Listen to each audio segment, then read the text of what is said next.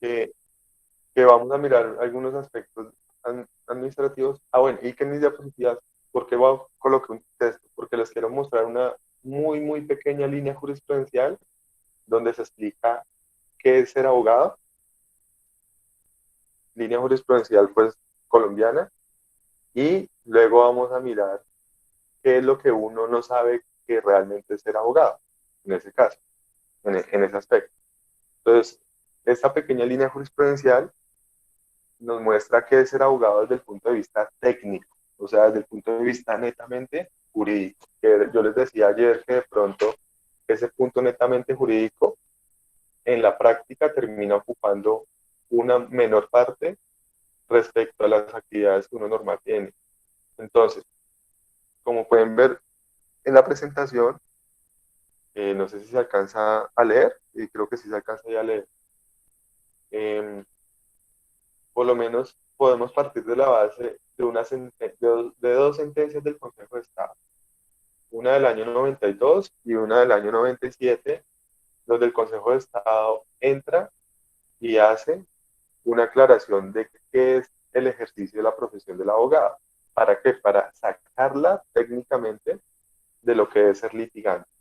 Entonces, como podemos ver ahí en la presentación nos dice, el ejercicio de la profesión del abogado es una actividad que tradicionalmente se ha entendido en términos de esto, defender por escrito o de palabra los derechos o intereses de los litigantes o de dar un dictamen sobre las cuestiones o puntos legales que se le consultan. O sea, la posición tradicional de que es ser un abogado es la posición de que es un litigante o un asesor.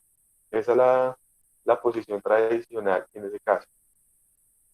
Pero la misma sentencia nos dice, esta concepción tradicionalista, por considerarse reducida y estrecha, ha venido evolucionando bajo la perspectiva jurisprudencial en la medida que el punto es materia de análisis, pues se encuentra que son muchas las actividades comprendidas en el ejercicio que deben tenerse en cuenta para la acreditación del requisito constitucional, quedando relegado el concepto de vieja data que se suscribía pues, la abogacía al litigio. Y concluyen estas sentencias diciendo, el ejercicio de la profesión de abogado no se restringe a la labor derivada del derecho de postulación, pues también le compete adelantar unas funciones sociales que puede desplegar en diversos campos.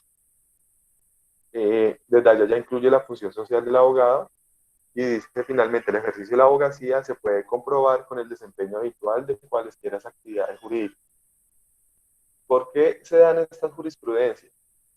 Porque es que el Consejo de Estado en estas jurisprudencias viene a solucionar unas acciones de nulidad de restablecimiento de procesos donde no se les tuvo en cuenta en algunos procesos de carrera administrativa a unos abogados que acreditaron experiencia diferente al litigio. Entonces, en principio les dijeron, no, usted no me puede venir a decir que su experiencia como abogado puede ser profesor de una universidad. Usted no me puede decir que su experiencia como abogado puede ser gerente de una empresa. Y acá el Consejo de Estado viene y dice, no, no podemos restringir el ejercicio del derecho netamente al litigio, porque eso implicaría decir que pues quien no litiga no es abogado. Y eso tiene una connotación mucho mayor, que incluso en Colombia va a empezar a regir mucho más adelante. Yo no sé si a ustedes les va a tocar eso, y es el examen habilitante para ejercer la profesión. Y es que en otros países, para poder litigar o para ejercer la profesión, uno tiene que presentar un examen habilitante y ahí es que uno tiene la tarjeta profesional. De tal forma que usted puede ser abogado, pero si no pasa ese examen no puede ser litigante. Creería que a ustedes no les va a tocar eso. Creo que son unas, unos cortes que van más atrás. Y eso sigue siendo marcando la distinción entre poder litigar y no poder litigar. Pero por lo menos hoy en día ustedes se pueden dar cuenta. Yo para ser un gerente de una empresa, yo para ser docente de una universidad no necesito ser litigante. Es más, no necesito tener tarjeta profesional.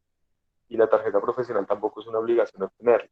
Entonces estamos en ese parámetro de desligar el ejercicio de la profesión del litigio. Es como si yo de aquí a mañana concursara para ser magistrado y no me valieran mi experiencia docente o si yo fui, digamos, secretario general de la universidad.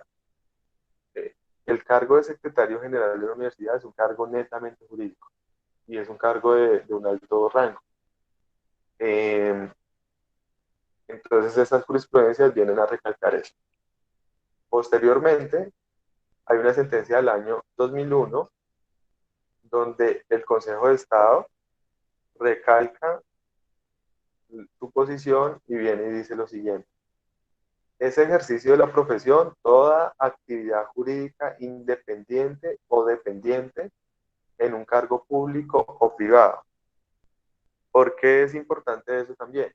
Porque es que anteriormente se ligaba a que el ejercicio de la profesión podía tener una diferenciación dependiendo si usted tenía un cargo público o si usted tenía un cargo privado, en ese caso. Incluso creo que hoy en día ya se sancionó, se va a sancionar una ley relacionada con admitir la experiencia en las prácticas profesionales. Entonces eso también va muy relacionado con esto.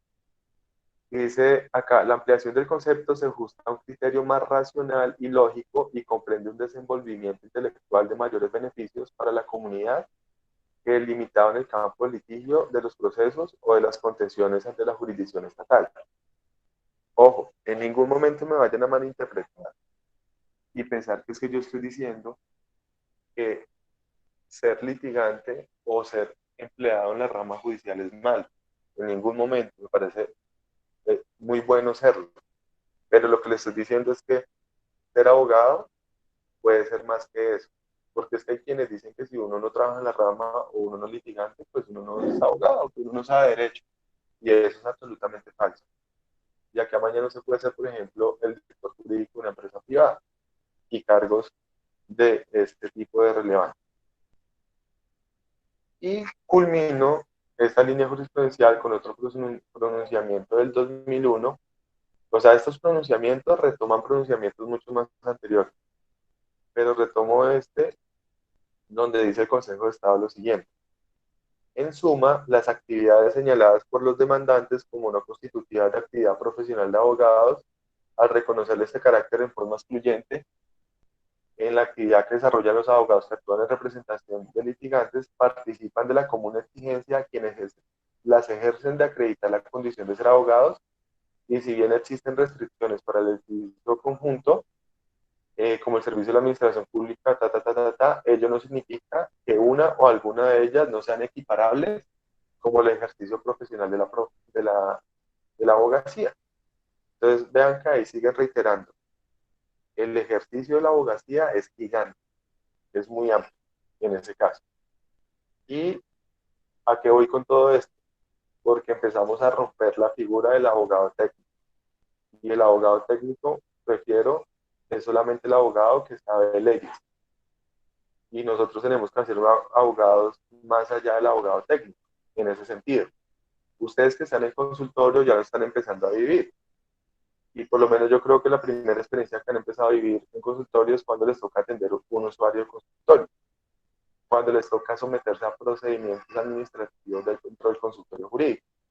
Y ustedes ven ahí que por más que ustedes sepan de derecho, si no saben manejar un usuario, no van a dar una solución.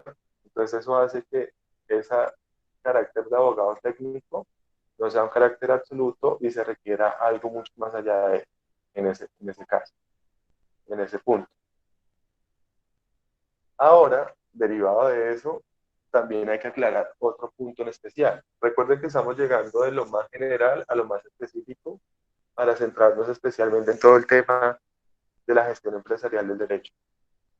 ¿Qué diferencia creen ustedes que hay entre un abogado del sector público o un abogado del sector privado? ¿O ustedes creen que es lo mismo, que no tiene ninguna diferenciación o que si hay unas diferencias marcadas en el ejercicio de su profesión, en ese caso? No sé ustedes qué piensen al respecto. No sé de pronto Daniela Ballesteros, ¿qué piensa? Daniela. Doctor, disculpe, no le entendí la pregunta. No lo escuché bien. Les pregunto que si ustedes creen que hay alguna diferenciación o que si es igual ser abogado del sector público a ser abogado del sector privado.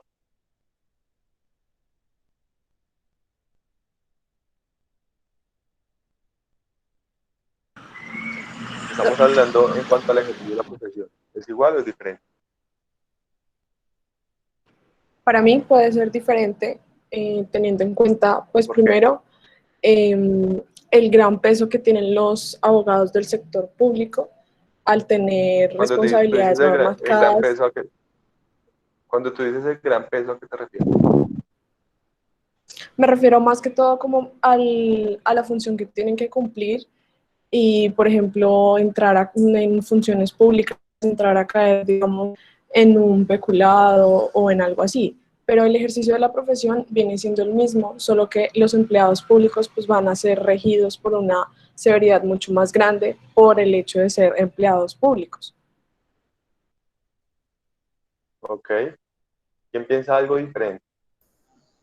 Profe, pues como dice mi compañero que escribió por el chat, yo considero de que, pues, en mi concepto son igual, no se diferencian. Obviamente se desempeñan en áreas totalmente distintas, pero pues finalmente están ejerciendo la profesión y pues esto, como muchas otras Ok. carreras, pues el derecho no se diferencia en que tiene muchas ramas para pues poderlo aplicar. Ok. Listo. Yo les hago una pregunta. Muy bien, Ángela. Esto les hago y me quedó sonando lo que dijo Daniela de que tiene mayor peso, porque eso puede entenderse en dos sentidos, en que tiene mayor peso como mayor responsabilidad o que tiene mayor representación en la sociedad, que es del sector público, que el del sector privado, en ese caso. Entonces, en ese punto, por eso le pregunté sobre eso, porque eso puede confundirse en ese punto y es una confusión que yo creo que muchos de ustedes tienen, o que muchos lo piensan así. Y es que de pronto ustedes dicen, tener el rótulo de decir soy el juez o ser el notario me da una posición social bastante grande, como en el derecho romano decir que era el pretor. Incluso en la charla ahorita mencionaron temas del pretor y del derecho romano. Entonces decir, oiga, es que a mí me digan señor juez, el juez o algo, es un tema bastante importante. Incluso económicamente, pues es bueno. Pero la responsabilidad del juez y la responsabilidad de alguien que está en el sector privado es diferente. Puede ser igual en algunos aspectos, puede ser diferente en otros. Sin embargo, el peso de la representación que genera en la sociedad, para mí no debe ser diferente. Incluso puede tener un peso mayor una persona que está en el sector privado que una persona que está en el sector público. Eso es discutible. Lo digo es para que empecemos a hacer unas diferenciaciones y a mirarlo desde ese punto de vista. ¿Y por qué lo digo también? Porque ustedes muchas veces se frustran cuando ustedes no encuentran un empleo en el sector público, creyendo que el único empleador es el sector público, en ese caso, y creyendo que si usted en su familia va a decir que, digamos, usted es un abogado senior de una empresa privada, no lo van a mirar con los mismos ojos a que usted diga que usted es un juez, en ese caso. Y económicamente puede que gane más el abogado senior que un juez, dependiendo de la empresa en que trabaja. Entonces, en ese sentido, hago esa referencia y voy al punto de la diferenciación. El abogado del sector público, tanto desde el abogado del sector privado, en cuanto a lo que dice Cartagena de la ética, tal cual, ambos tienen que manejar la misma ética. En cuanto a su conocimiento jurídico, pues su conocimiento jurídico siempre va a ser diferente, incluso así sean varios abogados del sector público, dependiendo del área que se maneja. Sus funciones, lógicamente, van a ser distintas, pero el ejercicio de la profesión, mirándolo como ejercicio, siempre va a ser similar. Es decir, mi comportamiento profesional, tanto en el sector público como en el sector privado, va a ser el mismo.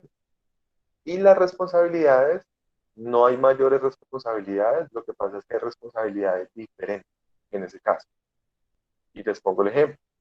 Puede que yo como juez tenga una responsabilidad relacionada con un peculado, con un cohecho, que de pronto no lo tengo yo como particular, porque yo como particular no incurro en esos delitos por no ser funcionario público. Pero yo también tengo unas responsabilidades en el sector privado, y es que por una mala decisión como abogado, una empresa privada puede irse a la quiebra, puede perder. Y es que hay muchos abogados que están a la cabeza de las grandes empresas.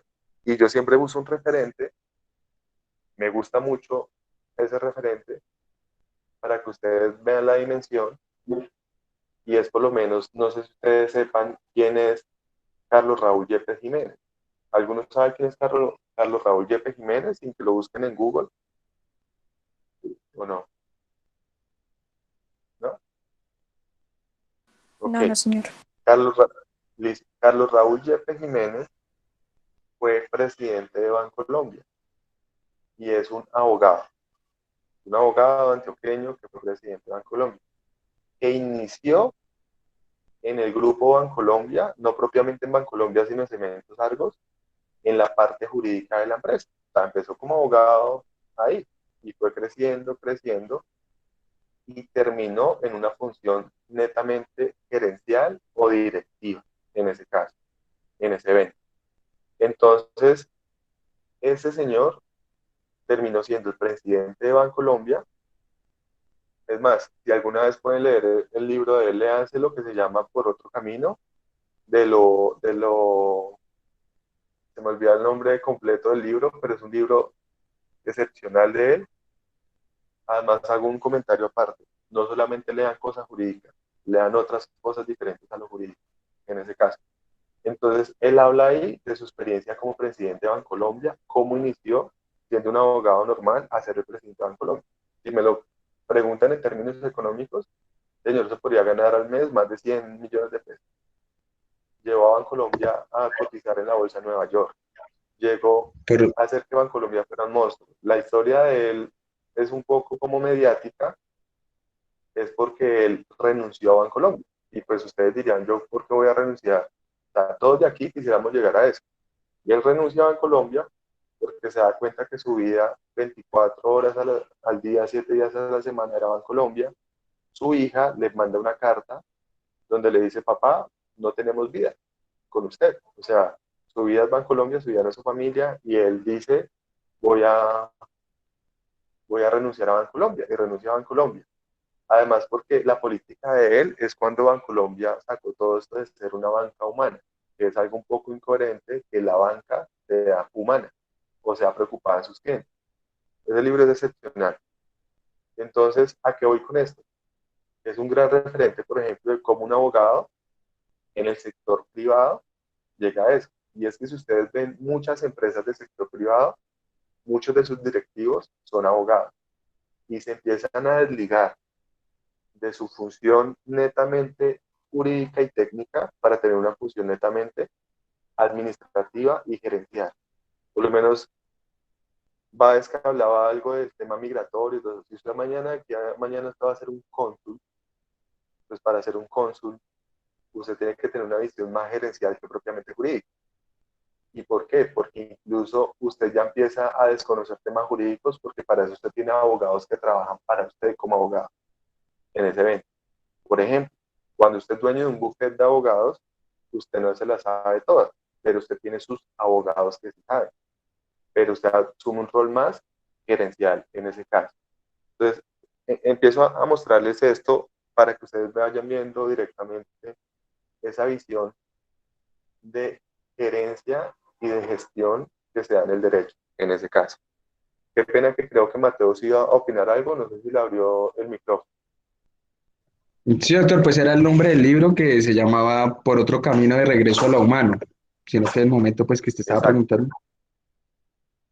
Sí, ese libro, vuelvo y les digo, ese libro le abre a uno la mente de cómo pensar gerencialmente. Es un libro muy bueno. Y pues es la experiencia no de cualquier gerente, sino de una persona que pues llegó a ser lo que fue.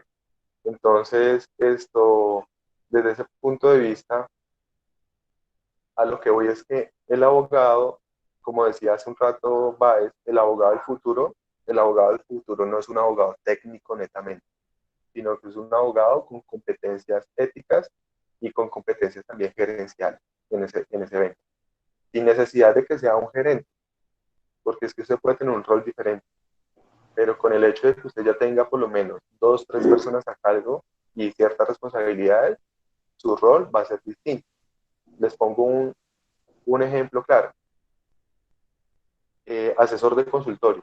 Entonces, el abogado asesor de consultorio, ustedes empiezan a ver que aparte del conocimiento jurídico, tiene que tener un manejo administrativo. Entonces, todas las veces que ustedes van a ejercer la profesión van relacionadas con eso. Perdón que Ángela Bonilla me ha hecho un comentario en el chat, no lo ha revisado. Dice, puede ser una ideología discriminatoria la que nos hemos creado y que nos han enseñado, ya sea en la familia, amigos o escuela, que cree que tiene más relevancia e importante un cargo en el sector público que en el sector privado. ¿Sí? Tal cual. Pues muchos de pronto querrán que en su hoja de vida digan que fueron alcaldes. Hay otros que no. Y si lo miramos en términos económicos, hay en el sector privado cosas que generan mucho más dinero. Reitero, no les estoy diciendo que no lo sean. Por lo menos a mí personalmente me parece que ser juez es una labor bien, ser magistrado, todo. Pero dentro del proyecto profesional de uno pueden haber otras cosas que se pueden descubrir y en las cuales, es a lo que quiero llegar, en las cuales a ustedes de pronto no los van a valorar por tener conocimiento técnico, sino por tener otras destrezas o otras habilidades en ese caso. Entonces, vuelvo y les digo, perdónenme que ande tan mamerto y dándole vueltas a esto, pero pues la idea es eso. Entonces, esto lo voy a pasar rápido y haciendo énfasis por lo menos a varios aspectos que se hablaban hoy en la charla y que ustedes me mencionaron al principio. Ahí nacen unas nuevas preguntas y es ya no solamente que el abogado quede ser abogado, y ya decimos que no solamente ser un abogado técnico, sino también empezamos a mirar qué espera la sociedad de los abogados, qué espera nuestro empleador de mí como abogado. Y por eso es que a veces usted de pronto es el más inteligente y el que más sabe derecho y no lo contratan. No lo contratan y lo despiden, porque no cumple con lo que espera su empleador de usted, en ese caso. A veces también de pronto nos preguntamos qué espera nuestro despacho de nosotros como tal, qué esperamos nosotros como abogados de los demás. Entonces, esos puntos hay que mirarlos. ¿Qué esperan nuestros empleados de nosotros? Que eso uno se lo tiene que preguntar. Si hay algo complicado, ya que a mañana ustedes lo tengan, es cuando les toque tener personas a cargo. En ese sentido, tener personas a cargo es una labor muy compleja. Me preguntaba es por el chat. Puede ser un punto a favor la estabilidad laboral del sector público versus el sector privado, pero frente a salarios y funciones, ambos se dan su batalla. ¿Sí? Tal cual. El sector público, vuelvo y les digo, es bueno. Y no lo estoy diciendo mal, porque aún hay algunos, yo tengo discusiones a veces con amigos que son jueces, que tienen ciertos cargos, y me dicen, es que usted dice eso porque usted no lo es. Pero es que no es ese punto. Y la estabilidad, créanme que la estabilidad se la puede dar uno también dependiendo de su buen trabajo. Pero sí hay una mayor estabilidad laboral en cuanto al sector público en ese sentido. Pero a lo que voy yo es que en el ejercicio de la profesión no genera más dignidad el uno que el otro y no genera eh, mayor responsabilidad, sino responsabilidades diferentes en ese caso. Incluso, perdónenme que haga comentarios subjetivos al respecto, pero cuando ustedes empiecen a trabajar, que van a trabajar más o menos 40 años de su vida y lleven 10 años haciendo el mismo trabajo, ese día nos sentamos y hablamos y me van a decir cómo se siente. A ver, de estar haciendo 10 años lo mismo, de estar 10 años metidos como notarios desde las 8 de la mañana hasta las 6 de la tarde en una notaría sentado firmando papeles. Y en ese sentido, entonces ustedes van a empezar a mirar que hay aspectos de la profesión que van mucho más allá, en ese caso. Ok, entonces dicho lo anterior, les decía yo que hay un gran cambio en el ejercicio de la profesión de lo que es ser netamente jurista a uno ver que uno también pasa a ser administrador en el ejercicio de la profesión.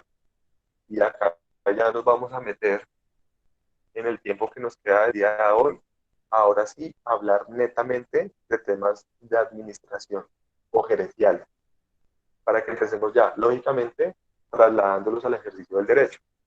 Porque reitero, y que se les quede claro como idea de hoy, no solamente somos juristas, no solamente somos abogados técnicos, sino que tenemos que tener otras competencias, otras habilidades más allá.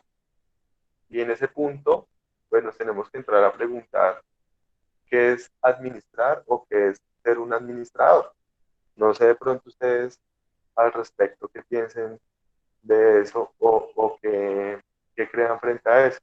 No sé, por lo menos mmm, María Alejandra Arias, ¿qué piensa? ¿Qué es administrar? ¿Qué es ser un administrador? Pues doctor, yo María entiendo Alejandra. por... Sí, doctor, ¿me escuchas? Ajá. Ajá, listo. Pues doctor, no sé, o sea, yo entiendo por administrador, por ejemplo, pues nosotros como personas que nos encargamos de, no sé, de valga la redundancia, de administrar, por ejemplo, los bienes de otros, ¿sí? Como de Uh-huh. darles un buen manejo o de pronto de guiar a las personas en cómo estos les dan un uso. Pues no sé, es algo que pienso frente a qué es administrar. Ok, ok. Entonces, ojo, reitero, nos hacemos esta pregunta, que qué es administrador o qué es un administrador, porque ustedes se van a dar cuenta que nuestro ejercicio profesional nos va a obligar a ser administrador en ese caso. Entonces, realmente cuando decimos o nos preguntamos qué es un administrador, debemos señalar que ser administrador es ser una persona que tiene a su cargo la conducción de algo. O sea, yo debo conducir algo. Y cuando digo que debo conducir algo es que debo llevar a algún lado algo como tal y hacerlo de manera eficiente, de manera racional, en ese caso. Por eso el ejercicio de administrar es un ejercicio de dirigir, un ejercicio de dirección. Un administrador realmente es una persona que busca resultados. Es decir, es una persona que ya empieza a desligarse de un pensamiento individual a tener un pensamiento colectivo y a buscar ya no solamente un fin propio, sino un fin colectivo o un fin ajeno, en ese caso particular. Y cuando decimos que yo debo administrar o debo gestionar, estamos hablando de que yo debo administrar o gestionar algún asunto en específico, en ese caso. Entonces, este administrador o el ejercicio de administrar implica llevar a cabo actividades para alcanzar unas metas. ¿Y unas metas de quién? Pues dependiendo del sector de donde yo esté. Ejemplo, y perdónenme que el ejemplo inicial siempre sea el mismo. El juez en un juzgado, el juez ya no persigue su fin individual, sino que tiene que ser un administrador de su despacho y tiene que gestionar todo con la finalidad de que el despacho cumpla los fines de la administración de la justicia. Y los fines del despacho no solamente es tomar decisiones, sino los fines del despacho son mucho mayores que eso. Entonces esa tarea de administración empieza que tengamos en cuenta eso. Por eso les digo, cuando ustedes empiezan a trabajar, inmediatamente ustedes los posesionan en un cargo, ustedes adquieren de una vez un rol de administrador, porque ustedes inmediatamente adquieren una gestión, adquieren una responsabilidad de obtener unos resultados, pero esos resultados encaminados no solamente a usted, sino encaminados propiamente para quien usted trabaja. Entonces me dirán, listo, y si yo tengo una oficina, que es mi oficina, pues yo trabajo para la oficina, que entre comillas es trabajar para mí. Pero cuando usted se da cuenta en su oficina, usted trabaja para que coman no solamente usted, sino coman sus empleados y para que la oficina empiece a crecer. Empieza terminando es para la persona jurídica, en ese caso. Entonces, esa labor de administrar implica eso. Si usted de aquí a mañana lo nombran, ejemplo, y vamos, cada vez voy a ir nombrando diferentes cargos para que usted se den cuenta. Si usted de aquí a mañana lo nombran registrador, entonces usted es el registrador acá de la Oficina de Registros de Documentos Públicos del Tolima. Usted dice, maravilloso, soy el registrador, adicional a eso tengo nombre, pues porque aquí a mañana se van a decir ¿usted qué es? Y yo le voy a decir, pues soy registrador. O sea, esa figura es como en ese campo como la más acá en el Tolima y todo, pero inmediatamente yo me posesiono como registrador, me estoy posesionando como administrador de la Oficina de Registro de Instrumentos Públicos del Tolima. Es decir, que yo me voy a ser responsable de la gestión registral de todo el Tolima. Y eso lo vamos a ver ahorita marcado, porque es que quien va a responder por esa gestión a nivel departamental voy a ser yo, como tal, en ese caso. Es como un ejemplo para irnos al sector privado. Usted lo nombra en el decano de la Facultad de Derecho, usted es abogado y usted pensará que va a hablar solamente de derecho. No, usted inmediatamente se convierte en el administrador o en el gestor o en el gerente de esa función y tiene que empezar a mirar cuáles son los resultados que tiene que adquirir la universidad.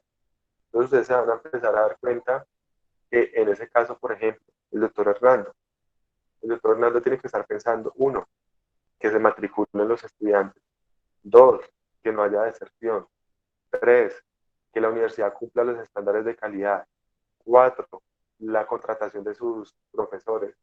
Y empiezas a mirar y a mirar y a mirar y al final ve que la función técnica o jurídica es exactamente nula.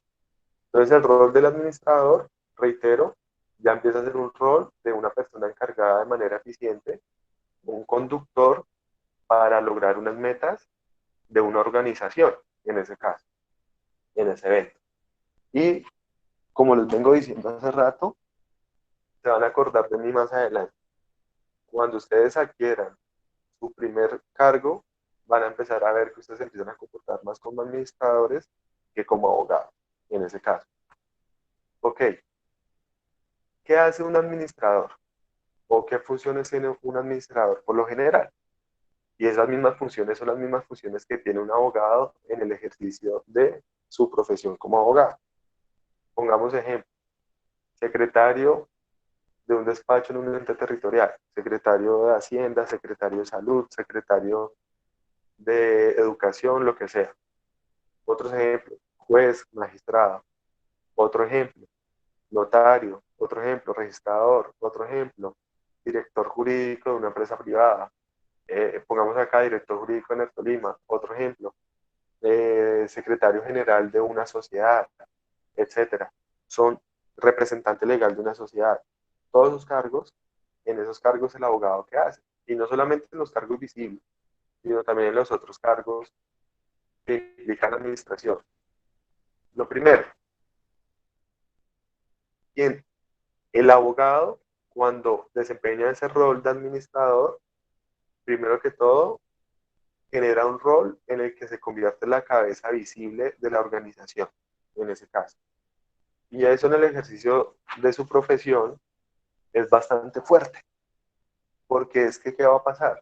Si el juzgado es malo, posiblemente no van a decir que el juzgado es malo, sino van a decir que quién es el malo, el juez, en ese caso, porque usted es la cabeza visible de esa organización. Entonces, si el departamento jurídico no funciona adecuadamente, ¿quién va a ser el malo? La cabeza visible. Usted es el responsable. Y ahí en ese sentido, sí me voy a referir a lo que decía hace un rato Daniela Ballesteros. Y es que su actuar tiene mayor peso en el sentido de que genera una mayor carga de responsabilidad. De tal manera que al ser la cabeza visible, los problemas recaen sobre usted en ese sentido. Si usted no es la cabeza visible como abogado, pues no va a tener de pronto ese problema en ese caso. Entonces, en ese punto, es un primer rol del administrador que tenemos que tener en cuenta. Hay un rol del administrador que es que el administrador tiene que ser un líder. Y voy a sonar de pronto muy romántico, pero es que no es lo mismo ser un líder que ser un jefe. Y por eso es que los jefes los critican mucho. Pero cuando usted es abogado y cuando usted empieza a trabajar, se tiene que comportar como un líder. Y ser un líder implica también muchas responsabilidades, especialmente si usted tiene personas a cargo, porque usted tiene que liderar un equipo de trabajo. Entonces, en este caso, ¿qué pasa? Por ejemplo, Facultad de Derecho de la Universidad de Ibagué. ¿quién tiene que liderar todo el ejercicio de los profesores? Pues el decano. Y si el decano no lo lidera adecuadamente y comete un error un profesor, pues responde el programa, responde la decanatura. Entonces, el liderazgo, a uno nunca le enseñan a ser líder y es una competencia demasiado importante en el ejercicio de la profesión, para que lo respeten a usted sus empleados, para que lo respeten a usted quienes trabajan para usted. Usted antes de ser el jefe tiene que ser el líder. Ustedes ven en algunos casos donde al jefe no lo respetan o el jefe no representa una autoridad. ¿Por qué? Porque no es líder en ese caso en específico. El administrador o el abogado como administrador tiene que ser un enlace. Y cuando me refiero a hacer un enlace, es que tiene que ser un puente entre quienes están a su cargo y quienes están por encima de él en ese evento. Y eso también genera mucho carga administrativa en los abogados cuando ejercemos nuestra profesión, en ese caso. Convertirnos un enlace y ser un enlace en materia jurídica implica también ser una fuente de información en ese sentido. Ustedes lo van a ver de que mañana marcado en una empresa. Usted no va a ir a hablar con el presidente de la empresa. Usted habla con su jefe o con su líder. Y él es el que se sirve de fuente de información para otros aspectos en general. Al mismo tiempo, podemos tener que el abogado, cuando es un gestor administrativo o cuando es un administrador, él tiene unos roles muy específicos que los vamos a empezar a hablar en este caso en particular. Y vamos a nombrar, pueden que aquí falten muchos o puede que algunos de ustedes dirán que sobre, pero les decía hace un rato, acá les voy a hablar, estoy tratando de ser lo menos técnico posible para acercar este tema de administración al derecho, pero entonces, cuando usted ejerce su profesión, la gestión empresarial o gestión administrativa del derecho le implica o lo lleva a que usted tenga que cumplir todas estas actividades. Entonces, vuelvo y le reitero, la función técnica de conocer del derecho, eso usted ya lo sabe, pero se le cargan todas estas responsabilidades. Primero, la responsabilidad de supervisar. Entonces, gerenciar o administrar implica directamente supervisar. ¿Y supervisar qué? Pues lo que hacen las personas que están a su cargo en ese evento. Y no necesito necesariamente ser el presidente de una compañía ni ser un juez para ser un supervisor. Por ejemplo, si yo soy secretario de un juzgado, el secretario de juzgado tiene que ser los ojos del juez frente a los empleados, en ese caso. Entonces también tiene una función administrativa y de supervisión. Por ejemplo, en mi caso, digamos, yo soy el coordinador del módulo de quinto. Entonces yo tengo un rol administrativo frente al módulo de quinto y tengo que supervisar qué hacen los demás profesores. Y por lo general, ese rol de supervisión implica hacerse responsable ya no solamente de lo que uno hace, sino de lo que hacen los demás. Y en el derecho, pues eso toma mucha relevancia en ese caso, en el ejercicio del derecho, en el ejercicio de la abogacía, en ese evento. Dos, gerenciar o administrar implica una labor de planeación. Y la planeación, pues, ustedes lo van a ir aprendiendo y es que para que usted logre esos resultados que se buscan como administrador, tiene que planear cómo se haga. Cuando me refiero a planear, usted tiene que por lo menos saber distribuir el trabajo. De una vez paso al punto 3. Usted tiene que saber dentro de su planeación cómo se manejan las, eh, las prioridades. Por lo menos hay un libro que se llama, creo que los 7 poderes del líder o algo así, y por lo menos allá le enseñan a uno cómo dividir lo que es urgente con lo que es prioritario y con lo que es importante. Entonces usted de esa manera tiene que hacer esa planeación. Por eso es que a uno se le empieza a acumular y acumular trabajo, porque uno no hace una planeación y no logra solucionar en ese evento. Entonces, la labor administrativa se da por ese caso. De aquí a mañana, digamos que a Lirio lo nombran juez, y Alirio llega como juez, tiene 7 empleados, tiene, digamos, el secretario, 3 oficiales mayores, un citador, un escribiente, y él tiene que una vez planear cómo va a funcionar su juzgado, y una vez tiene que revisar qué hay pendiente, qué van a sacar primero, qué decisiones se van a tomar después, y eso implica una labor de planeación. Y si usted no hace planeación en el ejercicio de su función jurídica, se le vuelve eso un caos completo. Y por más que, reitero, por más que usted sea el más duro, el que más sabe de derecho, termina incumpliendo. Y ahí me refiero a algo que hablaba la doctora Paula en la charla. Y cuando ella hablaba del tema del compliance, ella hablaba que es cumplimiento. Y el incumplimiento es el que más le genera caos a uno en su ejercicio profesional en ese evento.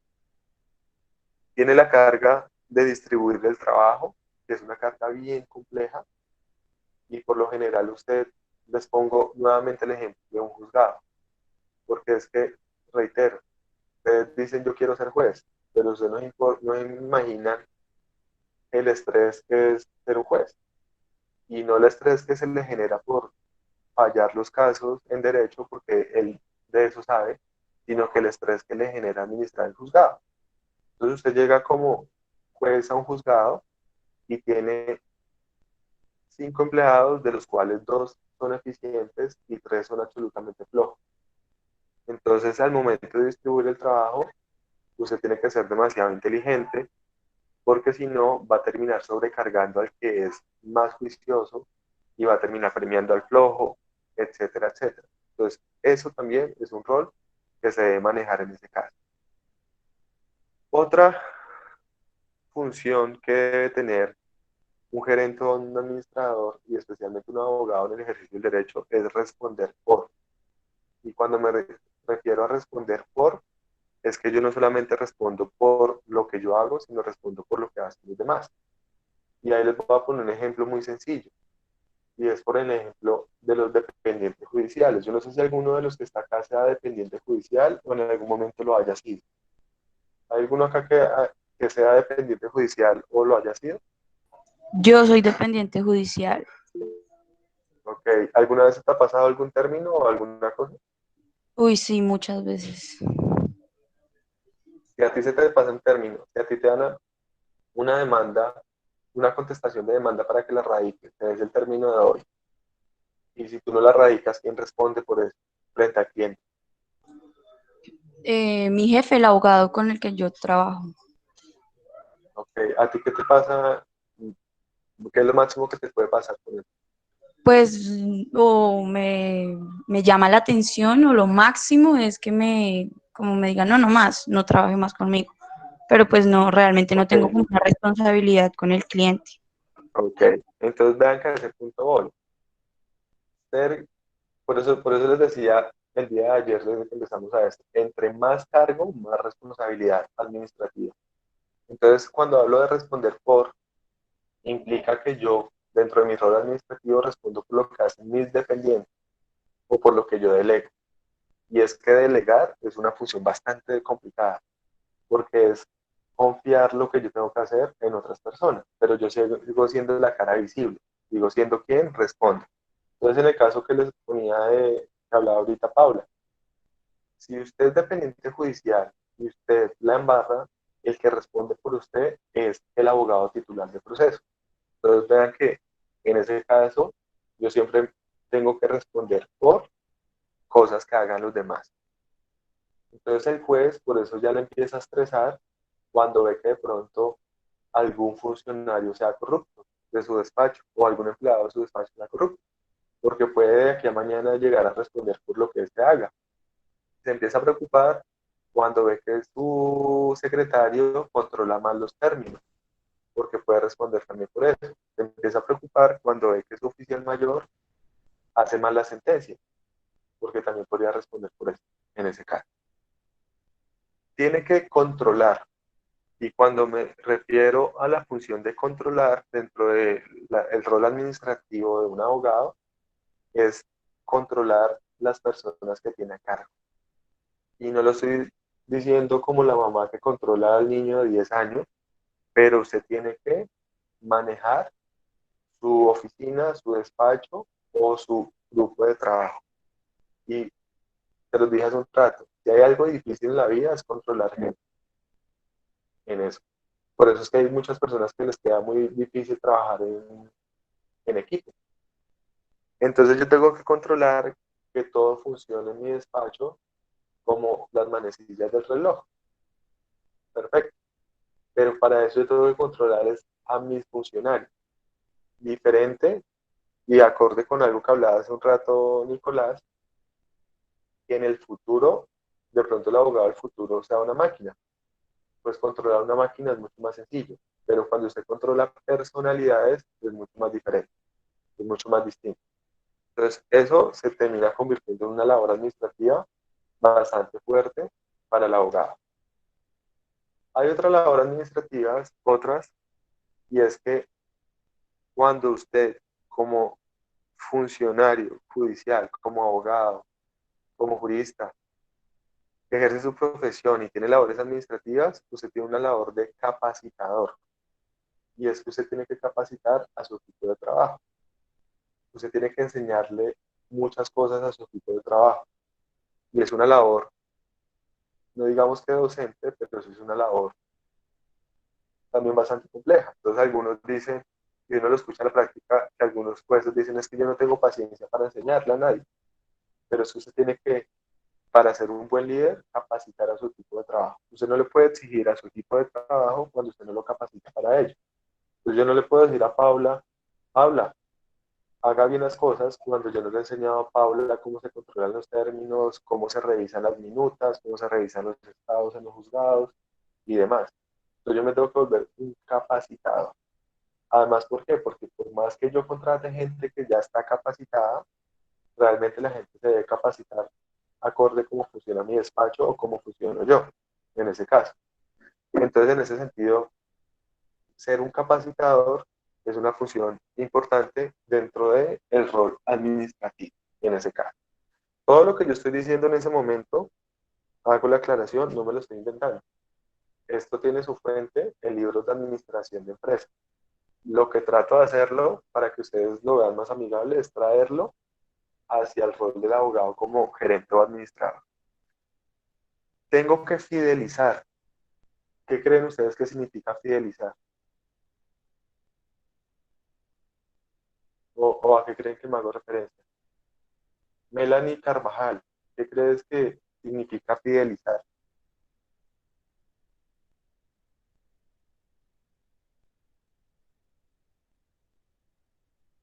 Melanie no está.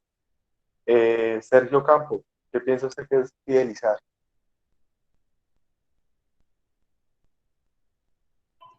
Pues, profe, lo que tengo entendido por fidelizar es como ganarse la confianza, ¿sí? O como la permanencia de un cliente. Ok. Entonces, cuando yo fidelizo, eso, fidelizar es un término que se utiliza mucho en el aspecto comercial, sobre todo, como lo dice Sergio, para fidelizar clientes.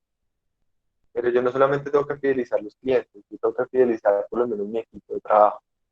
Uno de los grandes problemas en los equipos de trabajo es que la gente se aburra y renuncie y se vaya. Que la gente no sea estable. En ese caso no es que el trabajo no les ofrezca estabilidad, sino que los empleados no sean estables. Y eso se logra a través de la fidelización. Entonces, si yo no fidelizo a mis empleados como abogado y estos no perduran, eso genera un caos también a nivel organizacional. Si yo no fidelizo en ese sentido, bueno, Jonathan dice que fidelizar es sinónimo de lealtad. Cartagena y Sergio hablaban de confianza. Pero más de eso es, cuando yo hablo de fidelizar, es que ellos se vuelvan fieles hacia mí. Pero es que yo soy el que tengo que volverlos fieles hacia mí.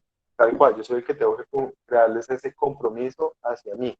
Ellos no se van a comprometer si yo no los logro fidelizar. Entonces, el que los tiene que fidelizar es el líder o quien está en la cabeza de ellos. Por eso es que hay personas, que ustedes lo van a vivir en carne propia, que a veces consiguen el trabajo de sus sueños y renuncian. ¿Por qué? Porque se aburren, porque no los fideliza su jefe. Y cuando usted es jefe, es traumático de que sus personas se vayan. Por eso hay que fidelizar en ese sentido. Y muchas personas creen que lo que más fideliza a un empleado es la necesidad del trabajo, pero eso no es así, eso no es verdad. Entonces, desde el punto de vista administrativo, otra labor que tienen los abogados cuando tienen funciones gerenciales o administrativas es la de fidelizar a su equipo de trabajo y también fidelizar a sus clientes, si trabajan con clientes. Entonces, por lo menos, yo les decía ayer, un notario, pues el notario tiene, ustedes saben que el notario ¿qué hace? Pues el notario gana según cómo se mueva la caja registradora de su notaría. Entonces, si yo, por ejemplo, si yo no fidelizo a los clientes, pues a mi notaría no va a llegar gente. Por eso es que hay muchas notarías donde son tan amables, hay un muy buen servicio y uno le gusta ir a esa notaría a hacer todo y le deja la platica al notario allá. Eso es una labor de fidelización en ese sentido. Pero entonces no solamente va hacia los clientes, sino también hacia el equipo de trabajo en ese caso. Eh, Otra labor que tiene es la de motivar, que va muy encaminada con la fidelizar, sobre todo en motivar su equipo de trabajo en ese sentido. Y eso se los digo pues porque, hombre, de aquí a mañana, un empleado desmotivado es un empleado que la va a embarrar. Y un empleado desmotivado la va a embarrar y el que va a responder es uno. Entonces, si digamos, Paula es mi dependiente judicial y yo no la motivo, de una vez, Paula va a cometer alguna embarrada y no lo va a hacer de forma voluntaria. Puede que lo haga de forma involuntaria o por negligencia, pero eso implica que quien vaya a responder sea yo, en ese sentido. Entonces yo debo también tener motivado a mi equipo de trabajo en ese evento en particular. Organizar va muy de la mano con algo que, que hablábamos ahorita, que era como de distribuir el trabajo, de controlar cómo se da el trabajo, pero pues la labor de organización es una labor también demasiado importante en ese caso. La labor de cumplimiento, el tanto compliance que hablaba hace un rato la conferencista en la cátedra inaugural, y es que una de las funciones, esa la debería haber colocado iniciando, pero una de las funciones principales del abogado es cumplir con lo que tiene que hacer. Y vuelvo y repito, por más que usted sepa de derecho y no cumple, no es un buen abogado.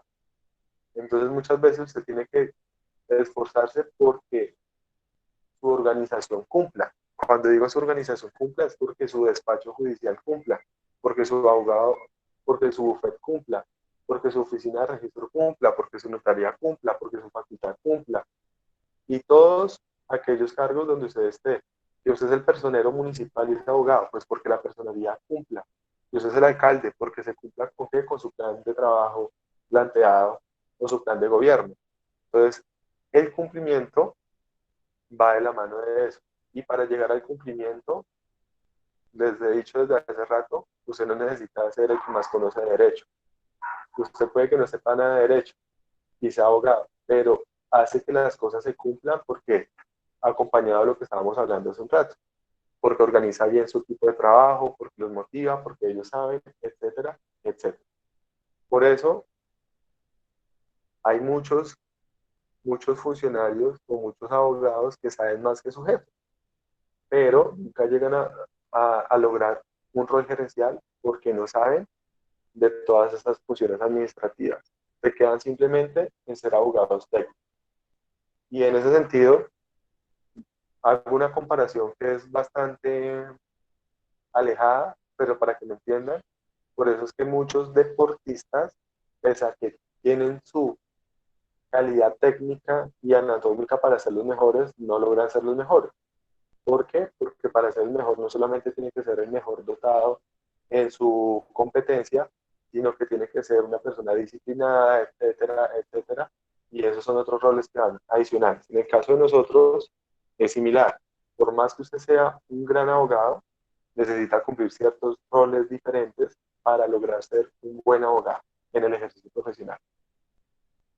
Otra cosa que nos toca hacer como abogados muchas veces es presupuestar, y para eso no necesitamos ser gerente. Vuelvo al ejemplo del doctor Hernando Hernández. La facultad tiene un presupuesto y el doctor Hernando tiene que presupuestar, y él tiene que presupuestar qué se va a invertir en charlas, qué se va a invertir en capacitaciones, y maneja un presupuesto restringido durante el semestre. Entonces, en ese sentido también vemos que cuando uno es abogado tiene que presupuestar muchas cosas. Si usted tiene un buffet de abogados, presupuestar su nómina, presupuestar sus gastos de insumos de oficina, etcétera, etcétera. Entonces, eso acompaña pues muchas labores, muchos roles del abogado que se tienen que ir cumpliendo en ese caso en particular. Tiene que rendir cuentas también, y es porque cuando yo manejo como gerente o administrador presupuestos y dineros, por lo general, si eso no es mío, tengo que rendirle cuentas a alguien. Entonces, por lo menos, vuelvo al ejemplo, doctor Hernando tiene que rendirle cuentas de los gastos de la facultad a la rectoría o a la vicerrectoría. El juzgado, usted es un juez, yo les decía la vez pasada, los juzgados manejan cuentas bancarias donde se depositan los embargos, donde se depositan los depósitos judiciales, los aranceles y demás, y se mueven unas sumas de dinero bastante cuantiosas. En ese sentido, el juez tiene que administrar y rendir las cuentas de eso. Entonces dicen, no, pues qué mamera, o sea, yo soy juez y me tengo que poner a rendir cuentas y a ser un administrador de las cuentas bancarias del juzgado. Pues sí, señor, porque ese rol administrativo y gerencial implica eso. Tiene que crear estrategias de trabajo, pues eso ya lo hemos hablado. Tiene que solucionar problemas. Entonces ustedes se van a enfrentar a algo muchas veces, y yo no sé si a ustedes les pasa, que cuando uno tiene un problema, acude a alguien a que se lo solucione, como uno hace en su casa cuando está con los papás, que si no tiene problemas, va a donde el papá, que el papá le solucione. Cuando ustedes ya tengan un rol jurídico, sean abogados, y especialmente si tienen un rol administrativo gerencial, ustedes como abogados tienen que solucionar, y van a escuchar muchas veces que usted va y les pone a su jefe un problema y su jefe le va a responder con una sola palabra, y esa sola palabra es solución. En ese caso, solución. No sé cómo va a solucionar, pero solución. Entonces les pongo un ejemplo, por lo menos de una amiga que me contaba esta semana que le pasó algo.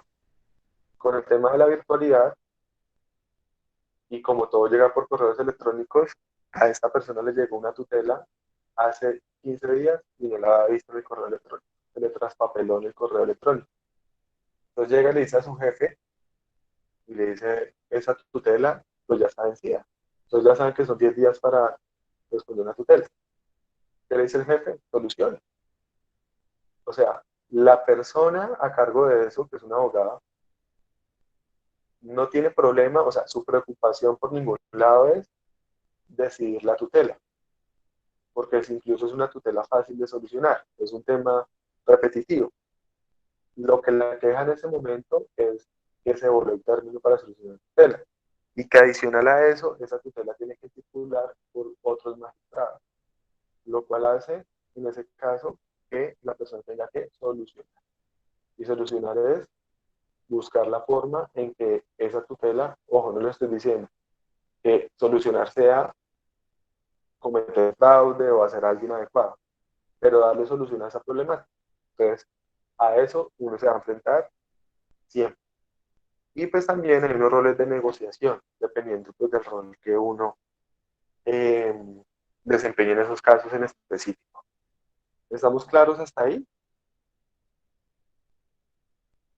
¿Sí o no?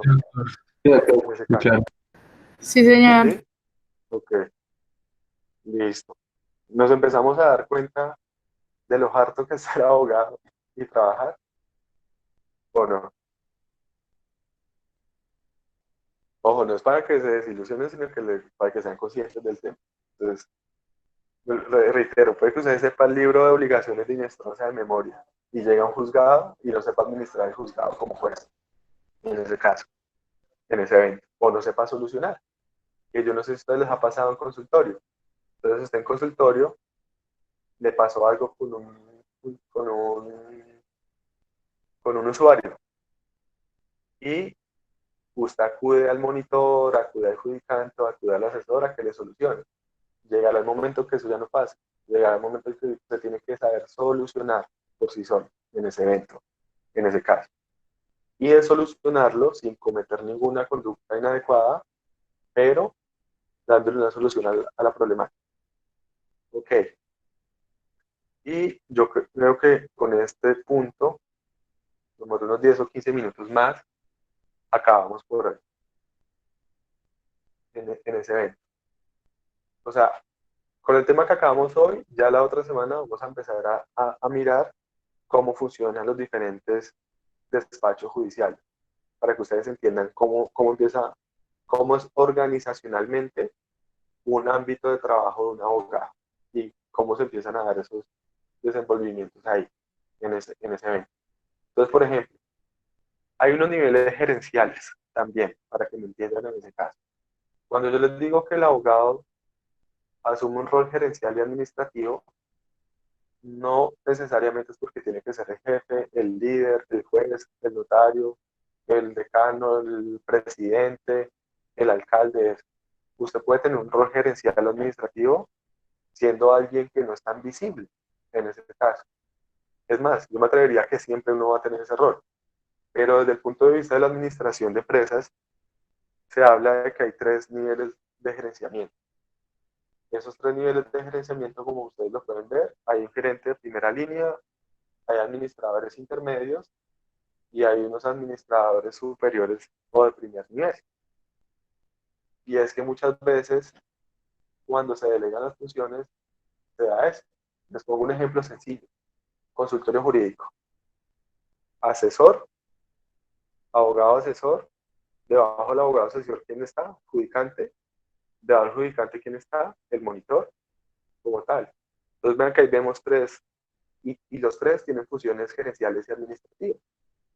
Y es que los 3 tienen a cargo todos los estudiantes, etcétera, etcétera. Entonces ahí podemos ver una diferenciación de ese tipo. Cuando hablamos de una gerencia de primera línea, nos estamos refiriendo a que la gerencia de primera línea, en ese caso, ¿cuál pensarían ustedes que en una pirámide está más arriba y está más abajo de las 3?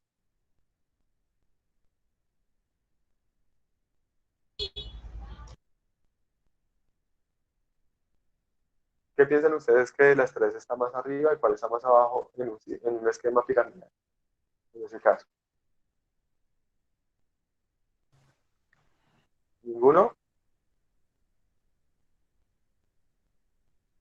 Pues Administrador superior doctor, y demás. de por sí el gerente es más en un nivel jerárquico que el administrador. Por ejemplo, en este caso sería gerencia de Ok. primera línea, sería superior al ¿Sí, administrador. señor? Sí, señor. Ok, pues vea que no, Mateus. Y ahí hay alguna aclaración, que también eso a veces nos genera como, como,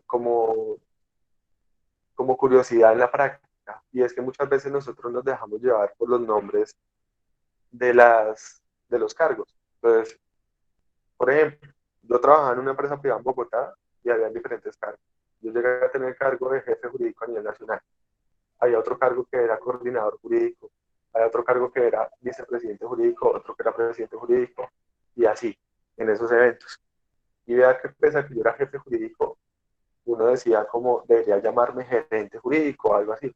Pero en ese punto no importa el nombre del cargo, porque dentro de la organización siempre va a estar marcado usted qué nivel o qué línea gerencial va a ocupar en ese cargo, en ese evento. Por eso desde la teoría de la administración de empresas, el administrador superior incluso está más arriba que los demás en ese evento. E incluso muchos que se llaman gerentes son unos administradores muy básicos en ese caso, en ese punto.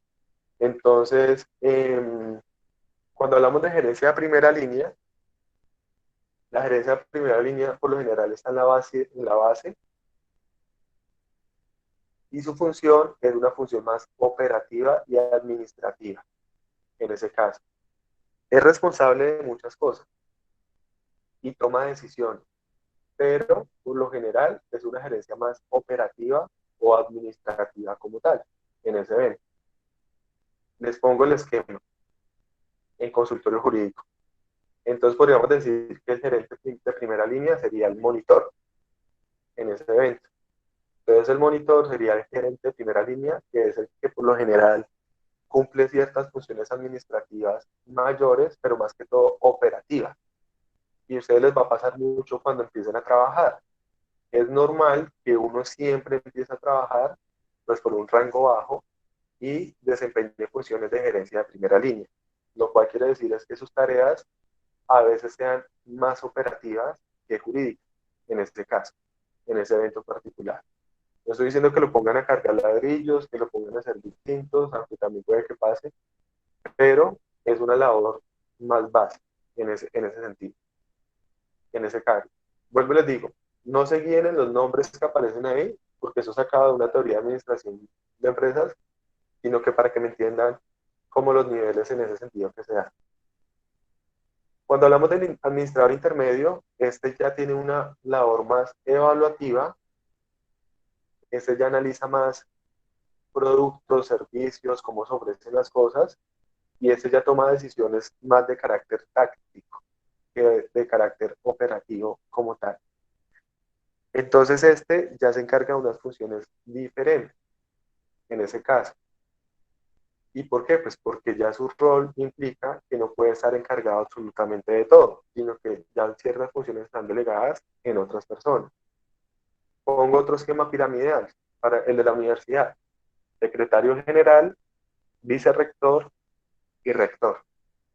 Entonces, los tres cargos son tres cargos con un contenido alto administrativo, pero por lo general el de secretaría general es una gerencia de primer nivel o de primera línea, la vicerrectoría es un administrador intermedio en este evento. Y el administrador superior o de primer nivel generalmente es el que es la cara visible y el que se hace responsable de la operación general de una organización. En este caso, pues el rector. En este caso, si habláramos del asesor jurídico de la área tal, entonces ya es el que otorga o tiene esa función. En ese caso, pues ocupa más que todo ya de las operaciones generales de la organización, ya es el que está encargado de que se cumplan las metas, de que se lleven a cabo los objetivos y especialmente es el que toma decisiones que son cruciales tanto a mediano como a largo plazo. Por lo general, el gerente de primera línea toma decisiones a corto plazo, el de intermedio a mediano plazo y el administrador superior a mediano y largo plazo. O sea, decisiones más trascendentales. Por eso es que por lo menos yo delego la función en un gerente de primera línea de hacer ciertas contrataciones, pero otro tipo de contrataciones ya las tiene un gerente o un administrador superior. Vamos a un caso de un juzgado. Administrador superior pues sería el juez. Podríamos decir que el administrador intermedio sería el secretario. Y podríamos decir que los gerentes de primera línea podrían ser los demás empleados de juzgado, en ese sentido. Pero lo que voy es a que siempre, pese a que se den estos niveles gerenciales, por lo general siempre hay unos márgenes de administración que se manejan en todo cargo dentro de un nivel organizacional o un despacho jurídico y uno como abogado. ¿Es claro? Sí, señor. Ok. Vivian me preguntaba qué operaciones de qué carácter. No sé en qué punto estaba hablando yo de operaciones, en el nivel de gerencia primera línea. No, administrador intermedio. Ok, pues cuando digo que toma decisiones más, o sea, más operacional, o sea, más como de la operación de la empresa, en ese caso. Es que, ¿qué es lo que sucede? Para que me entiendan. Pongamos un ejemplo sencillo. Una tienda. Hay decisiones muy sencillas como determinar en la tienda, ¿dónde coloco los productos? ¿Si en un estante o otro? Si, si los empaco en una bolsa o otra. Pero hay otras decisiones o operaciones mucho más importantes, y es poder, digamos, establecer a quién le compro los productos. Entonces puede que eso requiera que caiga en otro tipo de persona. Y hay otra decisiones mucho más complejas que de pronto implica saber qué horarios abro la tienda, etcétera, etcétera, para poner un ejemplo sencillo. Entonces, por ejemplo, el administrador superior tiene en mente cómo va a funcionar la operación en general y cómo se van a obtener los resultados económicos de la operación, por decirlo en ese caso. Entonces, él no se va a estar encargando de determinar si el aseo se hace cada media hora, si los productos los ubican en un estante azul o en un estante amarillo, y eso lo aborda a que sea una labor administrativa de otro nivel, en ese caso. Por ejemplo, en un juzgado el juez delega ciertas funciones, pese a que él administra todo, en ciertas personas. ¿Para qué? Para que él no esté enfocado en algunas actividades o operaciones básicas que sean por lo menos en el nivel intermedio o en la primera línea. Entonces, por ejemplo, pues para que el juez esté mirando los estados y cómo se imprimen y todo, pues eso se lo delega a otra persona. Para que el juez esté mirando, digamos, cómo se están archivando los procesos, etcétera, pues eso lo delega a otra función. Y todas las labores son administrativas. Por eso es que cuando ustedes sean abogados y estén en cualquier trabajo, a ustedes les van a decir, listo, usted se va a dedicar a esto, pero aparte de esto va a tener todas estas cantidades de funciones administrativas. Esas funciones van a ser más o menos relevantes o más o menos trascendentales en la organización, dependiendo de su rango gerencial o administrativo. Pongo el ejemplo de un bufete de abogados. Entonces, en un bufete de abogados, no, mentiras, pongo el ejemplo de ustedes, en consultorio. Si usted está en séptimo semestre, no le ponen a hacer lo mismo que hace un estudiante que está en octavo o noveno semestre, para poner un ejemplo en ese caso. Ejemplo, lo que pasa en un bufete de abogados.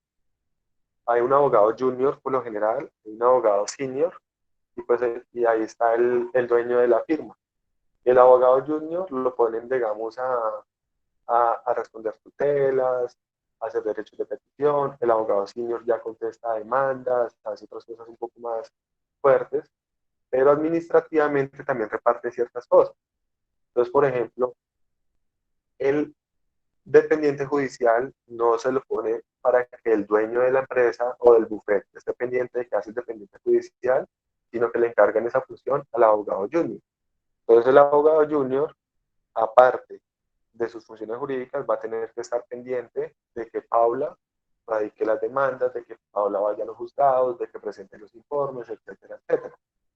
El abogado senior, por ejemplo, le van a encargar otra función, y es la de fidelizar los clientes. Entonces, el abogado senior va a estar contactándose con los clientes, llamándolos, etcétera, y así empieza a funcionar cualquier tipo de organización, y los abogados empezamos a tener funciones de carácter gerencial o administrativo. ¿Estoy claro? En ese caso. Sí. Señor. Listo. ¿Dudas?